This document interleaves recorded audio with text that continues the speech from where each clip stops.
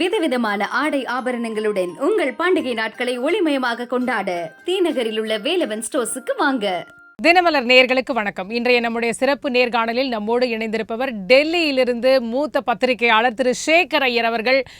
என்னென்ன நடக்குது அங்க மத்தியில் அரசியல் களம் எப்படி இருக்குன்னு பல்வேறு தகவல்கள் நம்ம அவர்கிட்ட கேட்க இருக்கோம். வாங்க கேட்கலாம். வணக்கம் சார், எப்படி இருக்கீங்க? வணக்கம் ஷாம்லா. வணக்கம். எப்படி இருக்குது சார் தேர்தல் களம்? எப்படி அனல் பறக்குதா? எப்படி இருக்குது? மோடி அவர்களுடைய பேச்சை பொறுத்த வரைக்கும் தொடர்ந்து விமர்சனங்கள் வைக்கப்படுகிறது. தேர்தல் ஆணையத்தில் சொல்லியும் பிரயோஜனம் இல்லை, இனிமேல் நீதிமன்றம் வரைக்கும் போவோம், அந்த அளவிற்கு ஒரு வெறுப்பு பேச்சை தொடர்ந்து பேசி வருகிறார் பிரதமர் அப்படின்னு ஒரு குற்றச்சாட்டு. சொல்லுங்கள், அதுவும் இல்லாததெல்லாம் சொல்கிறாரு, திரிச்சு பேசுகிறாரு, பொய் சொல்கிறாரு அப்படின்னு பலவிதமான விமர்சனங்கள், குற்றச்சாட்டுகள். சொல்லுங்கள், உண்மையிலே இல்லாததை தான் பிரதமர் பேசி இருக்கிறார். உங்களுடைய பார்வையில எப்படி இருக்கிறது அவருடைய பிரச்சாரம்? இதுல ஷாமலா இல்லாதத சொல்றாரா, இல்ல தெரியாத சொல்றாரா, இல்ல இப்ப தெரியாது பிறகு தெரியக்கூடிய விஷயங்களை சொல்றாரா, இப்படி பல விஷயங்கள் இதுல இப்ப இது பண்ணப்பட்டிருக்கு. நீங்க கூறினது போல தேர்தல் ஆணையத்துக்கிட்ட காங்கிரஸ் போற திங்கட்கிழமை தான் எடுத்துட்டு போனாங்க கம்ப்ளைண்ட். எலெக்ஷன் கமிஷன் அவங்கள்ட்ட இருந்து இதெல்லாம் வாங்கியிருக்காங்க. அதாவது டிஸ்ட்ரிக்ட் கலெக்டர்கிட்ட இருந்து வீடியோ ரெக்கார்டு, ராகுல் காந்தி ஹைதராபாத்ல ஏப்ரல் 6ஆம் தேதி பேசினது, இது பல விஷயங்கள்லாம் வாங்கி பார்த்துட்டு இருக்காங்க. ஆனா இதற்கிடையே உங்களுக்கு ஒரு பெரிய தன் கட்சி மேல பாம்பு தூக்கி போட்டாரு நம்ம சாம் பிட்ரோடா. சாம் பிட்ரோடா பாத்தீங்கன்னா ராஜீவ் காந்திக்கு ரொம்ப க்ளோஸா இருந்தவர், அட்வைசரா இருந்தாரு, டெலிகாம் மேட்டர்ல அட்வைசரா இருந்தாரு. பிறகு கூட பாத்தீங்கன்னா அவர் இந்த குடும்பத்துக்கு ரொம்ப வேண்டிப்பட்டவர். அண்ட் ராகுல் காந்தி எப்போதெல்லாம் வெளிநாடு பயணம் மேற்கொள்கிறார்களோ, அதாவது அமெரிக்காவோ லண்டனோ போனா அவர் சந்திப்பாரு, பல ஐடியாஸ் எல்லாம் கொடுப்பாரு. இப்போ சமீபத்துல கூட பாத்தீங்கன்னா இந்த ஓபிசி மேட்டர்ல, அதாவது பேக்வர்ட் கிளாஸஸ் மேட்டர் ஏன் காங்கிரஸ் எடுக்கணும், எப்படி இது பண்ணணும், ஏன் சென்சஸ் தேவை, இந்த ஓபிசி கணக்கீடு ஏன் தேவை, இந்த ஐடியாஸ் எல்லாம் சாம் பிட்ரோடா தான் ராகுல் காந்தி பல முறை இதெல்லாம் சொல்லி தான் இந்த மேட்டர் வந்திருக்குன்னு அவரே பல இதுல சொல்லியிருக்காரு இன்டர்வியூல. ஆனா இவருக்கு ஒரு இது என்ன கேட்டீங்கன்னா, அப்பப்போ ஒரு சர்ச்சையை எழுப்பி விட்டுருவார். 2019 பாத்தீங்கன்னா தேர்தல் நேரத்துலதான் இந்த மாதிரி ஒண்ணு சொல்லி விட்டாரு. அதாவது 1984 சீக்கியர்களுக்கு எதிர்த்து நடந்த வன்முறையில அத பத்தி அதுல அப்போ அதாவது இந்திரா காந்தி படுகொலைக்கு பிறகு ராஜீவ் காந்தி பிரதமரான நேரத்தில் நடந்த தில்லியில் கடந்த ஒரு 4000 சீக்கியர்களை தாக்கி அவர்கள் கொலை செய்யப்பட்டார்கள். இந்த மேட்டர் பத்தி அவர்கிட்ட கேட்ட போது அவர் சொன்னார், எதுக்கு திருப்பி திருப்பி இதை எழுப்பிட்டு இருக்க, ஊவா இது நடந்து போச்சு, இதுல என்ன பெருசா இருக்கு, அந்த மாதிரி சொல்லிவிட்டு அது பெரிய விவாதம் ஆயிடுச்சு. அந்த மாதிரி இப்போ இந்த தடவை அவர் நான் கேள்விப்படுறது என்னன்னா ஷாமலா, இவரே தான் அந்த ஏஎன்ஐ எடிட்டர்கிட்ட பேசினா போல, எல்லாரும் இன்டர்வியூ பண்ணிட்டு இருக்கீங்க, என்னையும் இன்டர்வியூ பண்ணுங்கன்னு கேட்டாராம். ஓ சரி. அவரே சொன்னாராம், நான் இதை எக்ஸ்பிளைன் பண்றேன் என்ன மேட்டர் இது. ஏன்னா பாருங்க, விவாதம் முதல்ல என்ன நம்ம கொஞ்சம் புரிஞ்சுக்கணும். என்னன்னா, ஜாதி அடிப்படை கணக்கீடு வேண்டும்னு அது அந்த கோரிக்கை ராகுல் காந்தி வச்சுட்டே இருந்தாரு. அதுவும் நம்ம தேர்தல் பத்திரிகையில, காங்கிரஸ் பத்திரிகையில மென்ஷன் ஆயிருக்கு, பல முறை சொன்னார். அதுக்கு பிறகு ஒரு புது ஆங்கிள் என்னன்னா, ஒரு பைனான்சியல் சர்வே பண்ணுவோம், யார்கிட்ட எவ்வளவு சொத்து இருக்குது, யாருகிட்ட சொத்து இருக்கிறது, எவ்வளவு சொத்து இருக்கிறது, அவர்கள் யார், இந்த சர்வே ஒரு செய்வோம். இதை செய்த பிறகு, ஏன்னா இந்த காங்கிரஸோட இதுவே நம்ம நியாயத்தை செய்யணும், இல்லாதவர்களுக்கு இருக்கிற யார்கிட்ட இருக்குதோ அவங்கள்ட்ட வாங்கி இவர்களுக்கு கொடுக்கணும், ரீடிஸ்ட்ரிபியூட் பண்ணணுங்கிறத ராகுல் காந்தி சொல்லிட்டு வர்றாரு. இப்ப பாருங்க, இந்த மாதிரி ஒரு சர்வே நடக்கும், இந்த சர்வே நடந்த பிறகு நாங்க புது பாலிசி கொண்டு வந்து அஃபர்மேட்டிவ் ஆக்ஷன், அதாவது இடஒதுக்கீடு, அந்த மாதிரி பல விதமான பெரிய பெரிய என்ன சொல்ற புரட்சி செய்யும் அளவுக்கு பல திட்டங்கள் கொண்டு வருவோம்னு ராகுல் காந்தி சொல்லிட்டு இருக்காரு. இப்போ லேட்டஸ்டா சொன்னது பாத்தீங்கன்னா ஏப்ரல் 6ஆம் தேதி ஹைதராபாத்ல. எதற்கு சொன்னாரு அந்த ஃபங்க்ஷன் பாத்தீங்கன்னா, இதே மேனிஃபெஸ்டோ ஃபங்க்ஷன் தான். அதாவது தேர்தல் பத்திரிகையில இல்லாத சில விஷயங்களை அவர் தாம் மூலமா தன்னோட வாக்குறுதி மாதிரி சொல்ல ஆரம்பிச்சாரு ராகுல் காந்தி. அங்கதான் இந்த மேட்டர் வந்தது. அப்போ வெல்த் ரீடிஸ்ட்ரிபியூஷன், சொத்தை ரீடிஸ்ட்ரிபியூட் பண்ணுவது எப்படி செய்ய போறது, இதை கணக்கீடு போடுவோம், யார்கிட்ட இருக்கு யார்கிட்ட இல்லை. ஆனா இன்னைக்கு சாம் பிட்ரோட கொடுத்த பாருங்க, இத பிரதமர் தான் நேத்திலன்னு சொல்ல ஆரம்பிச்சிருக்காரு. 2 நாளா சொல்லிட்டு இருக்காரு. ஆ, ஆ. புது சர்வே பண்ணுவாங்க. சர்வே பண்ணிட்டு உங்களுக்கு சொத்து யார்ட்ட இருக்குதோ உங்கள்ட்ட இருந்து எடுத்துட்டுருவாங்க. ம், அதுக்கு தான் காங்கிரஸ் திட்டம் போட்டுட்டு இருக்கு. ம். அதுல உங்கள்ட்ட இருக்கிற வெள்ளி போயிடும், தங்கம் போயிடும், எல்லாம் போயிடும். அப்படி இப்படின்னு பிரதமர் சொல்ல ஆரம்பிச்சுட்டாரு. இதுல சாம் பிட்ரோடா இன்னைக்கு சொன்ன ஆங்கிள் என்னன்னா, இதுல என்ன தப்பு? இது மாதிரி தானே அமெரிக்கால இருக்கு. அமெரிக்கால இன்ஹெரிட்டன்ஸ் டாக்ஸ்ன்னு ம், இருக்குது. ம். அதாவது என்ன, நீங்க உங்க சொத்து வந்து உங்க பிள்ளைகளை கொடுக்கும் பொழுது 55% அமெரிக்க அரசு எடுத்துன்றோம். 45% உங்க பிள்ளைகளுக்கு, அதாவது பிள்ளைகளுக்கு போகும். அந்த மாதிரி ஒரு இத அவர் சொன்னாரு. ம், ம். அது அது பாருங்க, அது அவர் சொன்னதுல இருந்து என்ன ஆச்சு பாத்தீங்கன்னா, அது ஒரு பெரிய இதாயிடுச்சு. அத இன்னைக்கு பிரதமர் எடுத்து இன்னைக்கு சிக்ஸரே அடிச்சிட்டாரே. அதுதான் நான் இதானே சொல்லிட்டு இருக்கேன். ம், ம். ஆ, நான் சொன்னது தானே, இதுதானே நான் சொல்லிட்டு இருக்கேன் ஆ, அப்படின்னு அவர் சொல்ல ஆரம்பிச்சிட்டார். ம், ம். இதுல இவர் செல்ஃப் கோல் பட்ட மாதிரி ஆயிடுச்சு. ஆ. அதுக்கு பிறகு என்ன ஆச்சு? ஏன்னா இது காங்கிரஸ் வந்து பிரதமர் கன்ஃபியூஸ் பண்ணிட்டு இருக்காரு, இல்லாத எடுத்து சொல்றாரு, அந்த மாதிரி ஒண்ணுமே இல்ல ம், அப்படின்னு காங்கிரஸ் சொல்ற நேரத்துல இது கரெக்ட், இப்படிதானே வெல்த் டிஸ்ட்ரிபியூஷன் நடந்திருக்கு. அதே இன்னைக்கு பிரதமர் எப்படி இது பண்றாரு பாருங்க. அவர் சொல்றாரு, நான் தொடர்ந்து சொல்லிட்டு வரேன், காங்கிரஸ் சொல்ற கொள்கைகள் எல்லாம் இந்த தேர்தல் பத்திரிகையில சொல்வது கூட எல்லாம் மாவோவாதியோட ஐடியாஸ், இது மாவோயிஸ்ட் ஐடியாஸ். அதற்காக சாம் பிட்ரோடா அமெரிக்கால இருக்கிற ஐடியா இந்த மாதிரி இருக்கு பாரு, அமெரிக்கால இந்த மாதிரி தான் இருக்கு. அமெரிக்கால கூட பாத்தீங்கன்னா அது எல்லா, அமெரிக்கால ஒரு சென்ட்ரல் லா கிடையாதுங்க. அவங்க இருக்கிற பல மாநிலங்கள் இருக்கிறது. There are states. பல ஸ்டேட்ஸ்ல அவங்க பல விதமான வச்சிருக்காங்க. ஆனா இன்ஹெரிட்டட் டாக்ஸ் வச்சிருக்காங்க. பட் அமெரிக்கால உங்களுக்கு லிவிங் வில்லு இருக்குது. நீங்க இருக்கும் போதே உங்க சொத்தெல்லாம் கொடுத்துடலாம். ம், ம். அதுவும் இருக்குது. அப்புறம் இதை ஒரு ட்ரஸ்ட் மாதிரி பண்ணீங்கன்னா இது முழு இது மாதிரி போகாது. ஓகே. அதாவது அது பல பணக்கார குடும்பங்கள்லாம் பாத்தீங்கன்னா they know how to get around it. அவங்க வந்து ட்ரஸ்ட் கிரியேட் பண்ணுவாங்க, ஒரு இது பண்ணுவாங்க. அது மாதிரிலாம் பண்ணீங்கன்னா சொத்து ரொம்ப கை விட்டு போயிடாது. ம், பட் அமெரிக்கால இருக்கிறது இந்தியால ஏன் பண்ணக்கூடாது, இது இது மாதிரி செய்யலாமே அப்படின்னு சாம் பிட்ரோடா அழுத்தி சொன்னது பிஜேபிக்கு லட்டு மாதிரி போயிடுச்சு. இதானே நாங்க சொல்லிட்டு இருக்கோம். அப்ப பாருங்க, முதல்ல ஜெயராம் ரமேஷ் சொன்னாரு இது இது அவரோட தனி கொள்கை, இது காங்கிரஸோட கொள்கை இல்லைன்னு முதல்ல டினைல் கொடுத்தாரு. அதுக்கு பிறகு இப்ப ராகுல் காந்தி என்ன சொல்லியிருக்காருன்னா இன்னைக்கு, ம். அது ரொம்ப ரொம்ப இன்ட்ரெஸ்டிங்கா இருக்குது. ராகுல் காந்தி சொல்றாரு, நான் கணக்கீடு சொன்னது ஒண்ணுதான், ம். பைனான்சியல் இது ஒண்ணுதான், ஆனா ஆக்ஷன் என்ன எடுப்போம்னு நான் ஒண்ணும் சொல்லலையே. அதானே. ஆ, ம். அங்க ஒண்ணும் இது மேல ஏதாவது ஆக்ஷன் எடுப்போம்னு சொல்லலையே. அது அவர் இப்போ ஒரு திருப்பியிருக்காரு. ஆனா ஒரு விஷயம் சாம்பலா என்னன்னா, ராகுல் காந்தி ஏப்ரல் 6 சொன்ன பிறகு கூட பல முறையே சொல்லிட்டு இருக்காரு. அதை தவிர்த்து நேத்திக்கு ம், பிரியங்கா காந்தி கர்நாடகால இருக்கும்போது இதே ரிப்பீட் பண்ணியிருக்காங்க. ம், ம். நாங்க இந்த மாதிரி ஒரு சர்வே செய்வோம், பைனான்சியல் சர்வே செய்த பிறகு இதெல்லாம் சொத்தெல்லாம் நம்ம வீல் ரீடிஸ்ட்ரிபியூட் அப்படின்னு சொல்லியிருக்காங்க. ம். ஆனா சொன்ன பிறகு இப்ப விவாதம் பெருசாயிட்டு போறது. இது ஒண்ணுமே இல்லையே. நான் அதாவது என்னன்னா, அவங்க சொல்றத அவங்களே ஜாஸ்தி நம்பாத மாதிரி இப்போ இருக்குது. இப்ப ராகுல் காந்தி சொல்றாரு, நான் இப்படிதான் சொல்லுவேன், அதுல என்ன இருக்குது, நாங்க ஒன்னும் ஆக்ஷன். அப்ப இப்ப ஒட்டுமொத்த தேர்தல் அறிக்கையுமே அப்படியே எடுத்துக்கலாமா மக்கள்? எல்லாரும் இப்படி சொன்னா இது வந்து நிஜமாவே மக்கள் மத்தியில எப்படி போய் சேரும் அப்படிங்கிறத வந்து அங்க யாருமே புரிஞ்சுக்கலையா அப்படின்ற ஒரு கேள்வியும் இருக்குல்ல. நீங்க இந்த ஒட்டுமொத்த வந்து கோஆர்டினேஷன் எப்படி பார்க்குறீங்க? அதாவது ஜெய்ராம் ரமேஷ் அவர்கள் ஒன்று சொல்றாரு, ராகுல் காந்தி ஒன்று சொல்றாரு, வந்து சாம் பிட்ரோடா எங்கேயோ இருந்துட்டு அவர் இன்னொன்று சொல்றாரு. ஸோ இந்த ஒட்டுமொத்த காங்கிரஸ் உடைய வந்து அந்த கோஆர்டினேஷன், அவங்களுடைய செயல்பாடு எப்படி இருக்கிறதா பார்க்குறீங்க? அது கரெக்டா அலைன் ஆன மாதிரியாவே தெரியலையே. இல்லைங்க, அவங்க என்னன்னா பாருங்க, பல முறை ராகுல் காந்தி வெளிநாடு பயணம் போது பல பொருளாதார நிபுணர்களோட பேசியிருக்காரு, எக்ஸ்பர்ட்ஸோட பேசி அவருக்கு ஐடியாஸ் வருது. அவங்க ஐடியாஸ் என்னன்னா பாருங்க, இது வேற வழி கிடையாது, டாக்ஸ் அதிகமாக்கணும். ஏன்னா சாம் பிட்ரோட இன்னொரு விஷயம் சொல்லியிருக்காரு, அதாவது வரி அதிகப்படுத்தணும். பாருங்க, வரி கட்டுறதே ஒரு குறிப்பிட்ட ஒரு சின்ன இது குரூப் தான், அவங்க மேல இன்னும் வரி சுமை அதுக்கு அதிகப்படுத்தணும் அப்படின்னு வேற சொல்லியிருக்காரு. அப்ப சாம் பிட்ரோட சொல்வதை நம்ம சீரியஸா எடுத்துக்க கூடாதான்னு ஒரு கேள்வி வருது. ம், ம். பட் அப்படி சொல்ல முடியாது. ஏன்னா எப்ப ராகுல் காந்தி எப்ப வெளிநாடு போகும்போது சரி, அவர் ஆக்ஸ்போர்ட்ல பேசினாலும் சரி, கேம்பிரிட்ஜ்ல பேசினாலும் பக்கத்துல இவர் உட்கார்ந்துட்டு இருப்பார் சாம் பிட்ரோட. ஓ. அங்க எவ்வளவு எக்கனாமிக் எக்ஸ்பர்ட்ஸை பார்க்கும்போது அவரோட தான் பேசுவாரு. அப்ப அப்படி இருக்கும் பொழுது சாம் பிட்ரோட சொல்லுது ஒண்ணு, அதாவது சாம் பிட்ரோட ஆக்சுவலி டிஃபெண்ட் பண்றாரு.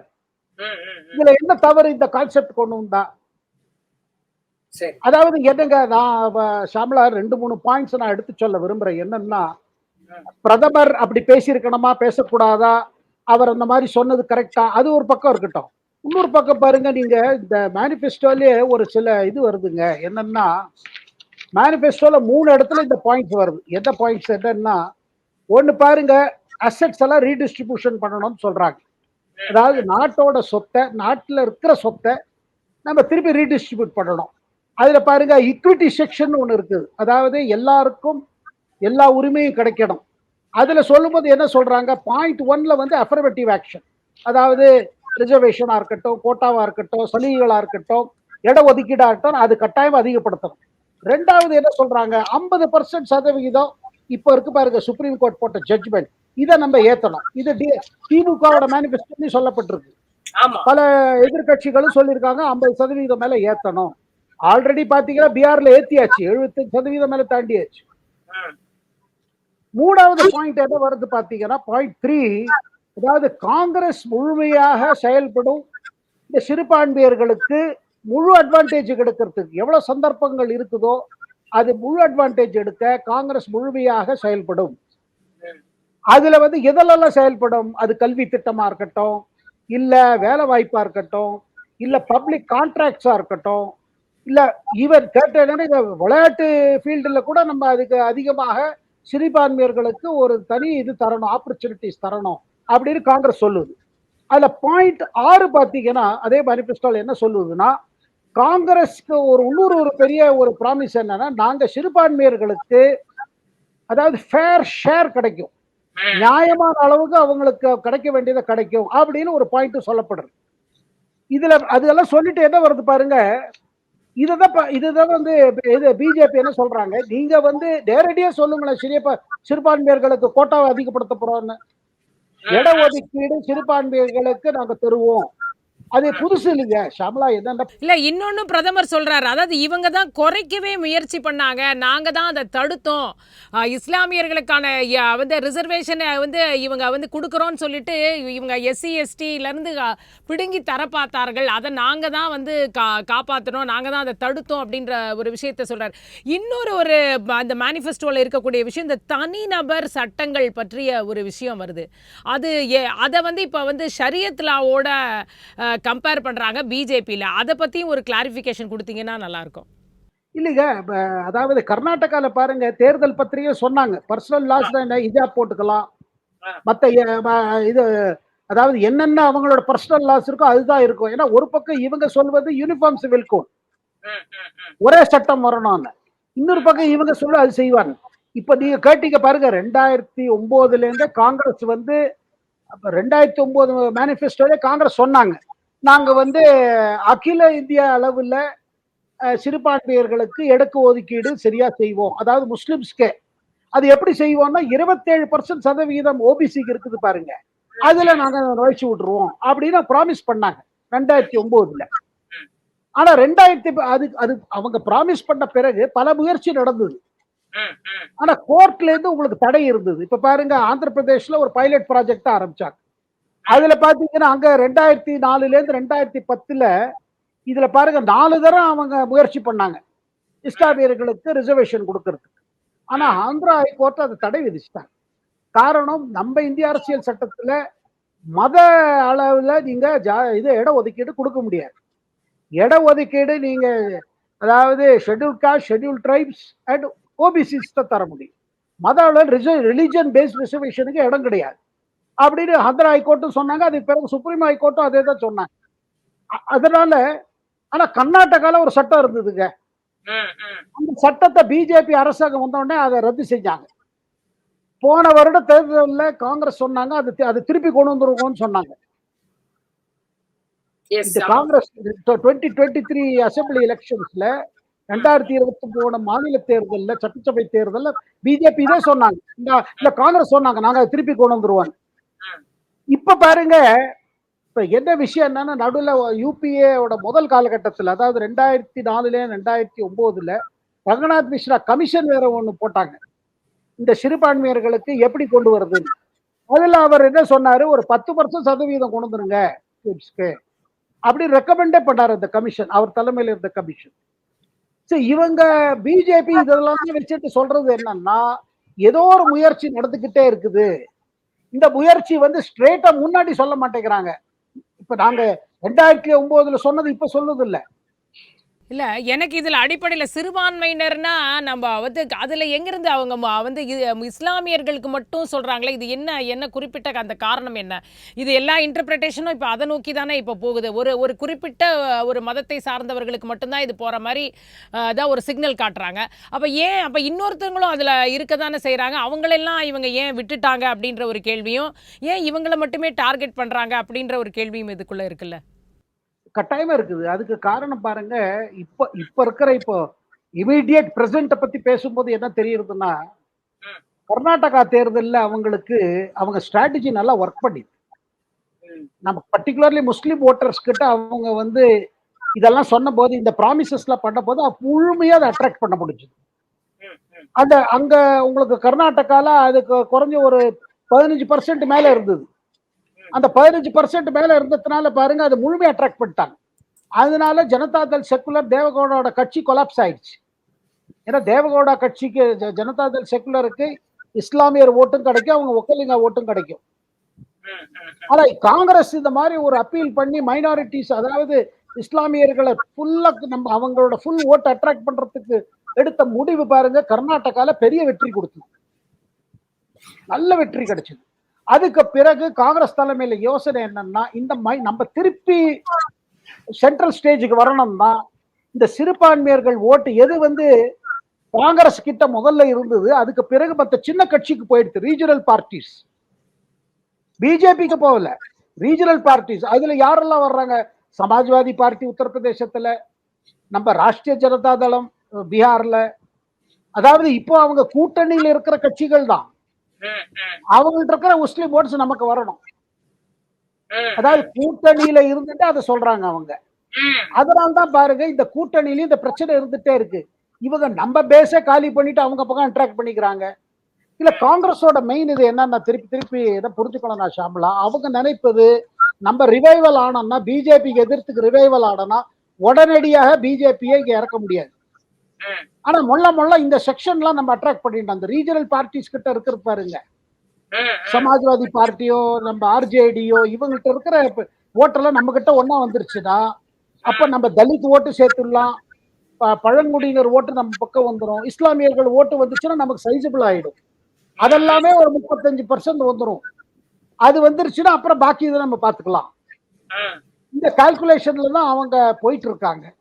ஆனா இதுல என்ன தடை எங்க வருது பாத்தீங்கன்னா, நீங்க திருப்பி திருப்பி இஸ்லாமியர் ஓட்டு நீங்க இது பண்ணீங்கன்னா எல்லாத்துக்குமே ரியாக்ஷன் இருக்குது.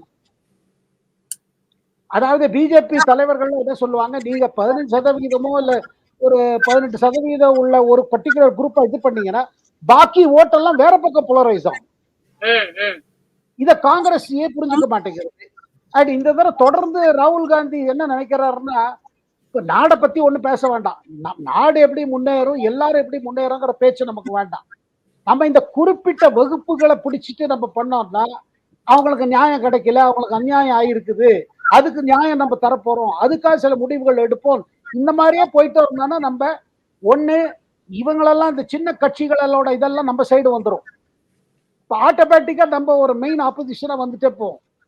அண்ட் பிஜேபி மற்ற இதெல்லாம் முள்ள எடுத்துடலாம், ஏன்னா இவங்களை அட்ராக்ட் பண்ணியாச்சுன்னா மொத்தம் வந்துடும் அப்படின்னு ஒரு கால்குலேஷன்.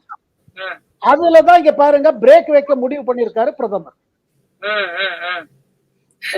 இப்ப அதே நேரத்துல இப்ப கர்நாடகா பத்தி பேசும்பொழுது கர்நாடகால இப்ப ஈஸ்வரப்பாவை நீக்கி இருக்காங்க பிஜேபி தரப்புல. இது வந்து ஏதாவது பாதிப்பை ஏற்படுத்துமா அங்க கர்நாடகா எலெக்ஷன்ல பிஜேபிக்கு?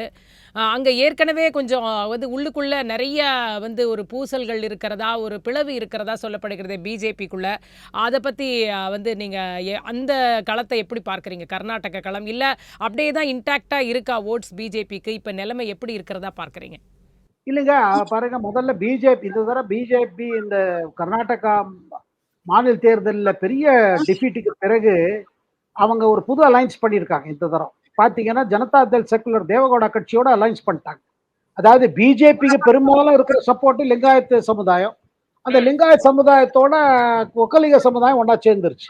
ம். நீங்க அதாவது ஒரு கணக்கு போட்டு பாத்தீங்கன்னா இவங்க 17%, அவங்க 12-15% வச்சு இப்படி இப்படி இது ஒரு 30% இது ஒன்னா வேலை செய்ய போகுது அப்படின்னு சொல்றாங்க. அதுல ஓபிசிஸ் இருக்காங்க. அண்ட் காங்கிரஸ் பக்கம் பாத்தீங்கன்னா இஸ்லாமியர் ஓட்டு இருக்கவே இருக்குது. அதுக்கு மேல உங்களுக்கு எஸ்சி எஸ்டி அப்புறம் கொஞ்சம் ஓபிசி ஓட்டு கிடைக்கும் அப்படின்னு அவங்க கால்குலேஷன். ஆனா இது 2 பேரும் ஒண்ணா வந்து ஒரு பெரிய மேட்டருங்க. அது ஒண்ணு. 2வது, மாநில தேர்தல் பொழுது எடியூரப்பாவை சைட்லைன் பண்ணிட்டு பொம்மையை போட்டு தேர்தலுக்கு போனாங்க. எடியூரப்பாவை முள்ள ரிட்டையர் பண்ண வைக்கணும்னு நினைச்சாங்க. ஆனா ஏற்பட்ட பெரிய பின்னடைவுக்கு பிறகு இப்ப என்ன பாக்குறீங்கன்னா, எடியூரப்பாவை திருப்பி கொண்டு வந்துட்டாங்க மெயின் சென்ட்ரல் ஸ்டேஜில். அவர்கிட்ட தான் கமாண்ட் கொடுத்துருக்காங்க. அவர் மகன் நம்ம பிஎஸ் விஜயேந்திரா தான், அவர் தான் பிஎஸ் விஜயேந்திரா தான் இப்ப கர்நாடகா பிஜேபி தலைவரா இருக்காரு. நம்ம எடியூரப்பாக்கு திருப்பி முக்கியத்துவம் கிடைத்த பிறகுல இருந்து நம்ம ஈஸ்வரப்பா அப்செட்டா இருக்காரு. ஈஸ்வரப்பா பாத்தீங்கன்னா அவர் குருபா கம்யூனிட்டி. குருபா கம்யூனிட்டி வந்து அதே கம்யூனிட்டி எது நம்ம சித்தராமையா சிஎம் அதே கம்யூனிட்டி. ஸோ இவருக்கு என்னன்னா திருப்பி எடியூரப்பாக்கு இம்பார்ட்டன்ஸ் வந்துருச்சு, நமக்கு ஒன்றும் கிடைக்கல. அதெல்லாம் இவர் எதிர்பார்த்தாரு, சரி நமக்கு ஏதாவது மோடி ஏதாவது நமக்கு கொடுப்பாரு, கவர்னர் ஆக்கி விடுவாரு, ஏதோ நினைச்சு எதிர்பார்த்துட்டு இருந்தாரு. ஆனா பொறுமையா இருக்க முடியல அவரால். இவருக்கு வயசாயிடுச்சு. அதுக்கப்புறம் ஷிமோகா தொகுதியில என் பையனுக்கு டிக்கெட்டை கொடுன்னு ஒத்த காலில் நின்னாரு, அதுவும் நடக்கல. எனிவே அவர் வந்து முதல்ல இருந்தே ஒரு சரியா ஃபிட் ஆல. அவர் இன்னைக்கு இல்லைன்னா நாளைக்கு வெளியில, ஆனா வெளியில போயிட்டு இப்ப யார் பக்கம் போவாரு, யார் கூட சேர முடியும்? சித்தராமையோட போக முடியாது. சித்தராமையா அவர் அலோவ் பண்ண மாட்டார். அவரோட நிலைமை பிஜேபியில் இருக்கிறவர் சரி கொஞ்சம் பொறுமையா இருந்தாருன்னா தேர்தல்லாம் முடித்த பிறகு மோடி அரசு மீண்டும் 3ஆம் முறை வந்த பிறகு இவருக்கு ஏதாவது கிடைச்சிருக்கலாம். அதாவது என்ன பாருங்க, ultimately politicians never want to retire. அரசியல்வாதிகளுக்கு ஓய்வே வேண்டாம், அவங்களுக்கு ஏதாவது கொடுங்க, அடுத்தது கொடுங்க, அடுத்தது கொடுங்க. ஆளுநர் பதவி கிடைச்சுன்னா அவர் வாங்கிட்டு போயிருப்பாரு. அவர் எதிர்பார்த்தா முன்னாடியே கிடைக்குமான்னு. ஆனா இவரோட குணங்கள் எல்லாம் பாத்தீங்கன்னா அது பிரதமர், நீங்க பிரதமர் உங்களை ஏதாவது உங்களுக்கு ஒரு ரெஸ்பான்சிபிலிட்டி ஒப்படைக்கணும்னா அதுக்கு நீங்க வந்து கொஞ்சம் பொறுமையா இருக்கணும். அந்த பொறுமை இவர் இழந்துட்டாரு பலமுறை. அதனால இப்போதைக்கு இவர் ஒன்றும் பெரிய பாதிப்பாருன்னு கட்சியில நம்புறது இல்லை. சரி, இப்போ அதே நேரத்தில் கேரளாவில் வந்து காங்கிரஸ் வர்சஸ் கம்யூனிஸ்ட் அந்த வார்த்தை போர்கள் எப்படி பார்க்குறீங்க? அங்கே வந்து ஊழல்ங்கிறாங்க, வந்து எல்லாமே, அதாவது இங்கே எதெல்லாம் வந்து இப்போ பிஜேபிக்கு எதிராக வந்து பேசுகிறாங்களோ அதெல்லாம் வந்து இப்போ பினராயி விஜயன் காங்கிரஸை பார்த்து பேசுகிறதும், காங்கிரஸ் பினராயி விஜயனை பார்த்து பேசுகிறதும், இந்த விஷயங்கள் வந்து அந்த அந்த களம் எப்படி இருக்கிறதா நீங்கள் பார்க்குறீங்க? அது பாருங்க ஆச்சு, இனி ஈவினிங்கோட கேம்பெயின் முடிஞ்சு போயிடும். அதாவது ஒரு ஜோக் என்ன சொல்லுவாங்கன்னா, ரொம்ப நாளா சொல்லுவாங்க, அதாவது டெல்லியில தோஸ்தி, அதாவது ஃப்ரெண்ட்ஷிப், ஆனா மாநிலங்கள்ல எங்க டைரக்ட் இது இருக்கோ அங்க எப்போது குஸ்தி இருக்கும்பாங்க. அது அந்த குஸ்தி கூட ஒரு இந்த குஸ்தி மாதிரி இருக்கும், அடிபடாத சினிமா ஸ்டண்ட் குஸ்தி மாதிரி இருந்தது. ஆனா இந்த தரம் பாருங்க நிஜம் குஸ்தி ஆயிடுச்சு. அதுக்கு காரணம் இடதுசாரி கட்சிகளோட நிலைமை கேரளால.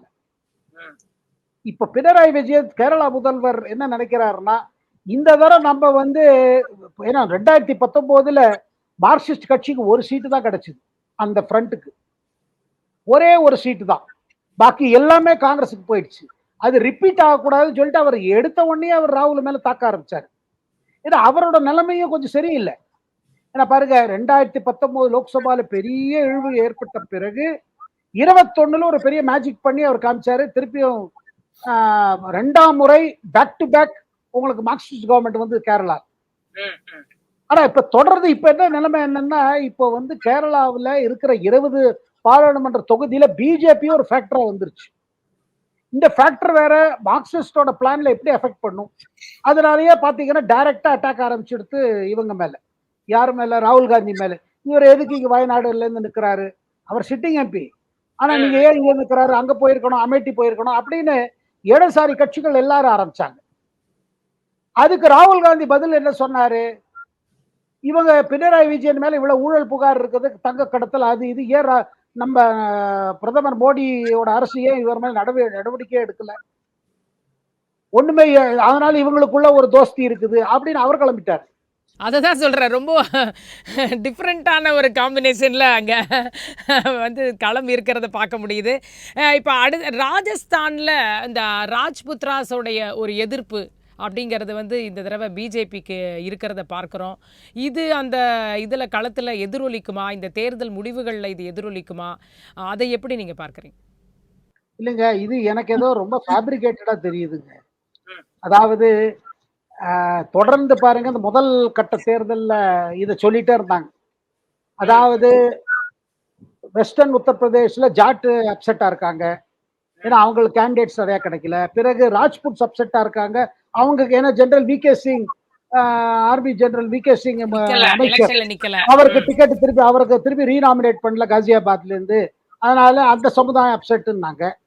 எனக்கு என்னவோ பாருங்க, பாராளுமன்ற தேர்தல்ல ஒரு பெரிய சேஞ்ச் என்ன ஆச்சுன்னா, முதல் கட்டத்துல ஜாட், அதாவது ஆர்எல்டி ராஷ்டிரிய லோக்தள், நம்ம ஜெயந்த் சௌத்ரியோட கட்சிக்கும் பாரதிய ஜனதா பார்ட்டிக்கும் ஒரு இதாயிடுச்சு, டீல் ஆச்சு, ஒரு அலையன்ஸ். அந்த அலையன்ஸ்ல பாருங்க, முன்ன ஜாட் ஓட்டு எப்போ டிவைட் ஆயிட்டு இருக்கு. அண்ட் வெஸ்டர்ன் யூபியில என்னன்னா, ஜாட் எந்த பக்கம் இருக்காங்களோ அங்க இஸ்லாமியர்கள் இருக்க மாட்டாங்க ஓட்டு, அது எப்போ தனித்தனியா இருப்பாங்க. ஆர்எல்டியில என்ன பிரச்சனை வந்துட்டே இருந்தது, அவருக்கு ஏன் சக்சஸ் இல்லாம போச்சுன்னா, ஜாட்ஸும் முஸ்லிம்ஸும் ஒன்னா ஓட்டு பண்ற மாதிரி ஒரு சிச்சுவேஷன் இல்லாதனால ஆச்சு. அதனாலதான் ஜெயந்த் சௌத்ரி முடிவு பண்ணார், நம்ம பிஜேபியோட போனாதான் சரி, ஏன்னா நமக்கு இஸ்லாமியர் ஓட்டு பாதி தான் வருது, ஜாட் ஓட்டு பாதி தான் வருது. அதுல ஏற்பட்ட இதுங்க. இதுல பாருங்க, சில இடத்துல இதுல மாயாவதி ஃபேக்டரும் இருக்குது. மாயாவதி என்ன பண்ணாங்க, எந்த ஜாதி அதிருப்தியா இருக்காங்களோ, எந்த ஜாதியினருக்கு அந்த டிக்கெட் கடையில அவங்களுக்கு நம்ம டிக்கெட் கொடுப்போம், அவங்க கொடுத்துருக்காங்க. சில இடத்துல பிரஜாபத்தின்னு ஒரு கம்யூனிட்டி இருக்கு, அவங்களுக்கு கிடைக்கல, அவங்களுக்கு டிக்கெட் கொடுத்துருக்காங்க. இது பட் என்ன கேட்டீங்கன்னா, இந்த தடவை தேர்தல் என்னங்க உத்தரப்பிரதேசத்துல, ஏன் உத்தரப்பிரதேசல உங்களுக்கு நாடு அளவுல நீங்க பாத்தீங்கன்னா என்ன, மோடி ஆர் நோ மோடி, நீங்க மோடிக்கு ஓட்டு போடணுமா இல்ல மோடி வேண்டாம், இது ரெண்டு தானே இருக்குங்க. அது வேற உங்களுக்கு ஃபேஸே கிடையாது இதுல. அப்படி இருக்கும்பொழுது வெஸ்டர்ன் யூபியில சின்ன சின்ன இந்த மாதிரி பிரச்சனைகள் இருந்தாலும் அல்டிமேட்டா ஓட்டு இப்படிதான் விழுந்திருக்கும். அதாவது எய்தர் அவங்க எல்லாரும் மோடி திருப்பி மீண்டும் பிரதமர் ஆனார் ஓட்டு போட்டிருப்பாங்க, இல்ல இவர் வேண்டான்னு ஓட்டு போட்டிருப்பாங்க. அப்படி பார்க்கும் பொழுது எனக்கு கிடைக்கிற தகவல் பாத்தீங்கன்னா, பெரும்பாலும் அங்க நடந்த உத்தரப்பிரதேச நடந்த தொகுதிகள்லாம் பாத்தீங்கன்னா மோடிக்கு தான் ஓட்டு போட்டிருக்காங்க. அதே மாதிரி ராஜஸ்தான்ல, இப்ப ராஜஸ்தான்ல பாத்தீங்கன்னா அங்க பாருங்க 25 சீட் இருக்குது, 25ல 12 சீட்ல ஆயிடுச்சுங்க ஓட்டு. அதாவது ஏப்ரல் 26ஆம் தேதி 13 இடத்துல தேர்தல் நடக்குது ராஜஸ்தானோட பாக்கி ரெண்டாவது ஃபேஸ்ல. அங்கே ராஜஸ்தான்லயும் பாருங்க, பாராளுமன்ற தேர்தல் வரும்பொழுது அது மோடிக்கு தான் சாயிருது. ஓட்டரோட மைண்ட் வந்து மோடி பக்கம் இருக்குது. ஏன்னா அசம்பிளி எலெக்ஷன்ல கூட காங்கிரஸ் ஓட்டு போட்ட பிறகு கூட, இது நம்ம 2018ல காங்கிரஸ் ஜெயிச்ச பிறகு கூட 19ல அவங்க பிஜேபிக்கு தான் ஓட்டு போட்டாங்க, பிரதமருக்கு ஓட்டு போட்டாங்க. சோ ஓவரால் சிச்சுவேஷன் என்ன, மோடிக்கு ஓட்டு போட முடியல, ஏன்னா மோடி பிரதமர் நல்லா செயல்பட்டு இருக்காரு அப்படின்னு நினைக்கிறது தான் அங்க பெரும்பாலும் மூடுங்க. அதுல பாருங்க, சின்ன சின்ன கான்ஸ்டிடியூன்சில ஏதாவது பிரச்சனை இருக்கலாம், நான் இல்லைன்னு சொல்ல மாட்டேன், இருந்தும் இது பெரும்பாலும் பெருசா பாதிக்குமா மோடிக்கு போ சேர வேண்டிய ஓட்டு அப்படி கேட்டீங்கன்னா அப்படி பாதிக்காது. அதே நேரத்துல வெஸ்ட் பெங்கால்ல இந்த ஆசிரியர்கள் நியமன அந்த கேஸ் பாத்தீங்கன்னா ஃபுல்லாவே ரத்து பண்ணி ஒரு உத்தரவு வந்திருக்கு. இப்ப வந்து மம்தா வந்து இப்ப இல்ல, நாங்க அதை எதிர்த்து இன்னும் ரிவ்யூ போவோம், வந்து இப்ப கோர்ட்டே வந்து சரியா தீர்ப்பு கொடுக்கலன்னு கோர்ட்டை விமர்சனம் பண்ற அளவுக்கு இறங்கிட்டதை பார்க்கிறோம். அங்க என்ன சிச்சுவேஷன் நடக்கிறது? அங்க ரொம்ப பெரிய டெவலப்மெண்ட்டுங்க இது.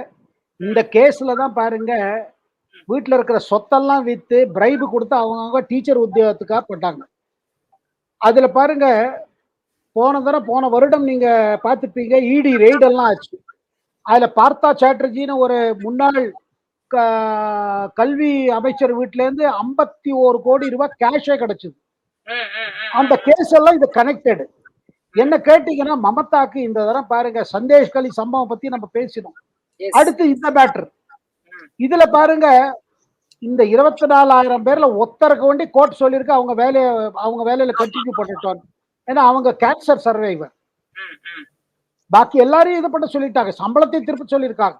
இது மமதா பானர்ஜிக்கு இந்த பாராளுமன்ற தேர்தல் ஒரு பெரிய சேலஞ்சுங்க. இல்ல அதில் இருக்கக்கூடிய அதில் குற்றம் சாட்டப்பட்ட அரசு துறை அதிகாரிகளை இன்னி வரைக்கும் விசாரணை நடத்துறதுக்கு அனுமதி கிடைக்கலையாமே சிபிஐக்கு. அதுக்கும் கோர்ட் ஒரு டைரக்ஷன் கொடுத்துருக்காங்களே. அப்போ மம்தா பானர்ஜி அவர்கள் அது கொடுக்கறதுல என்ன தயக்கம்? அவங்களுக்கு அனுமதி கொடுக்க வேண்டியது தானே. கொடுத்தானா தங்களோட கட்சியினர் சேர்ந்த வண்டவாளம் தானே எல்லாம் வரப்போகுது வெளியில. அவங்க செய்த இந்த கரப்ஷன் தானே இது. ஏன்னா பாருங்க, இந்த மேட்டர் எப்படி வந்தது வெளியில, யாருக்கெல்லாம் அதாவது பல பேர் பணம் கொடுத்தாங்க, பல பேர் நகையை வித்து கொடுத்தாங்க, இல்ல நகையே கொடுத்தாங்க. இதெல்லாம் கொடுத்து பல பேர் கிடைக்காம போச்சு. அவங்க கோர்ட்டுக்கு போனாங்க, கொல்கத்தா ஹைகோர்ட்டுக்கு. அவங்க போட்ட பிறகுதான் இந்த என்கொயரி ஆரம்பிச்சு. இது பிஜேபி ஆரம்பிச்ச விஷயம் இல்ல. இது கொல்கத்தா ஹைகோர்ட்ல சில பேருக்கு பணம் கொடுத்து வேலை கிடைக்காம போச்சு பாருங்க. அப்புறம் நான் குவாலிஃபை மார்க்ஸ் வாங்கி எனக்கே வேலை அப்பாயின்மெண்ட் லெட்டர் கிடைக்கல, பல பேர் போனாங்க. அதை போட்ட என்கொயரியில தான் இந்த ரெய்டு ஆரம்பிச்சது. இடி வந்தது, மணி ட்ரையல் வந்தது. அதுலதான் இந்த அமைச்சர் வீட்டுல, அது மாதிரி 2-3 அமைச்சர் வீட்டுல பணம் கிடைச்சது. சோ அந்த மேட்டர்ல பாருங்க, மமதா டிஃபென்சிவா இருக்காங்க. ஏன்னா தன்னோட அரசோட இந்த மாதிரி செயல்பாடுகள்லாம் வெளில வருது. இது மமதாக்கு சந்தேஷ்காலி சம்பவத்துக்கு அப்புறம் இது ஒரு பெரிய பின்னடைவு. சரி, பாருங்க, 24,000 பேருக்கு வேலை போச்சு. அவங்க வேணா ஃபீல் பண்ணலாம், ஐயோ நம்ம பணம் கொடுத்து இப்படி வேலை போயிடுச்சேன்னு. ஆனா பல லட்சக்காரர்கள் அப்ளை பண்ணாங்க, எக்ஸாம் கொடுத்தாங்க, பரீட்சையில உட்கார்ந்தாங்க. அவங்களுக்கு ஒரு பெரிய ஏமாற்றம் ஏற்பட்டுடுது. மொத்தத்துல இது ஊழல்ங்கிறது ப்ரூவ் ஆயிடுச்சு. ரைட். அடுத்ததா நம்ம டெல்லிக்கு வந்தோம் அப்படின்னாக்கா, கெஜ்ரிவால் அவர்களுடைய அது என்ன சார், சிறையில என்னதான் சார் நடக்குது? டாக்டர் தனி டாக்டர் கேக்குறாங்க, இன்சுலின் கேக்குறாங்க, என்ன நடக்குது? அந்த விஷயங்களை எப்படி பார்க்கறீங்க? பொதுவாகவே அந்த மாதிரி பிரைவேட் டாக்டர்ஸ் எல்லாம் அலோவ் பண்ணுவாங்களா? எப்படி பாக்குறீங்க? ஏன்னா கோர்ட் இல்லைன்னு சொல்லிட்டாங்க, எய்ம்ஸ் டாக்டர் தான் பார்க்கணும்னு ஒரு குழுவையே போட்டுட்டாங்க. பட் இவங்க இந்த சைட்ல அது ஒரு திருப்தி அடைஞ்ச மாதிரியே தெரியலையே. தொடர்ந்து இது பழி வாங்கப்படுறோம் அப்படின்னே இவங்க பேசிக்கிட்டு இருக்காங்களே. இல்லங்க, ஆம் ஆத்மி பார்ட்டியோட இந்த மேட்டர்ல பாத்தீங்கன்னா எப்படியாவது சிம்பத்தி நம்ம பக்கம் திருப்பணும். ரெண்டாவது அவங்க எதிர்பார்க்கறாங்க, எப்படியாவது கேஜ்ரிவால் வெளியில வந்துட்டாருன்னா இந்த சிறையில் நடந்தல என் மேல நடந்த கொடுமைகள் எல்லாம் எடுத்து சொல்லி டில்லி ஓட்டர் மத்தியில ஒரு சிம்பத்தி உண்டாக்கலாம்னு அவர் பாக்குறாரு. இப்ப நீங்க பார்த்திருப்பீங்க, இதெல்லாம் இந்த கான்ட்ரவர்சி ஆரம்பிக்கிறதுக்கு முன்னாடி என்போர்ஸ்மெண்ட் டைரக்டர் தரப்புல இருந்த கோர்ட்டுக்கு ஒரு அப்ளிகேஷன் போச்சு. அரவிந்த் கெஜ்ரிவால் சக்கரை வியாதி இருந்தும் அவர் ஆலு பூரி எல்லாம் சாப்பிட்டுட்டு உட்காந்துட்டு இருக்காரு, மாம்பழம் சாப்பிட்டு இருக்காருன்னு அவங்க எழுதி கொடுத்தாங்க. சக்கரை ஜெயில அதுதான் கிடைக்குமாமே, ஜெயில அதுதான் கிடைக்குமாமே, வேற எதுவும் கிடைக்காது அப்படின்ற மாதிரியும் ஒரு தகவல் வருதே சார். இல்லங்க, இவருக்கு வீட்டுல என்ன சாப்பாடு வருதுங்க? அது சொல்லலையே யாரும். அது வீட்டுல வந்த சாப்பாடு இல்ல. கேட்டானா அந்த டயத்துல இந்த இடத்துல வசந்த நவராத்திரி நடக்கிற நேரம், அந்த டயத்துல பிரசாதமா அதனால நான் 2 தரம் சாப்பிட்டேங்கிறாரு கேஜ்ரிவால். ஆனா இடி ஜெயில் அத்தாரிட்டிஸ் கிடைச்ச தகவல் என்னன்னா, இவர் வீட்டுல இருந்து வர சாப்பாடுல எல்லாமே திதிப்பு அதிகமா இருக்கிறது. ஆலு பூரி எல்லாம் நீங்க சாப்பிட்டீங்கன்னா சர்க்கரை ஏறாத என்ன பண்ணும்? இவர் எப்படியாவது சர்க்கரையை ஏத்திட்டு வெளியில வரணும்னு பாக்குறாரு. அதுல ஹாஸ்பிட்டல் அட்மிட் ஆயிடலாம், அதுக்கப்புறம் எப்படியாவது தேர்தல் பிரச்சாரம் மேற்கொள்ளலாம்னு அவர் திட்டம் போட்டுட்டு இருக்காருன்னு இடியோட குற்றச்சாட்டு. அதுலதான் இந்த மேட்டர்லாம் வந்தது. அப்புறம் நடுவுல எய்ம்ஸ் டாக்டர் கன்சல்ட் பண்ணும்போது அப்புறம் இன்சுலின்ங்கிறது டயபெட்டிஸ் 2 டைப் 2ல பாருங்க, உடனடியா எல்லாருக்கும் இன்சுலின் கிடையாது. அதாவது மருந்து மூலமாக அதை மேனேஜ் பண்ணுவோம். அப்படி ரொம்ப மோசமா போயிடுச்சுன்னா கொடுக்கணும்.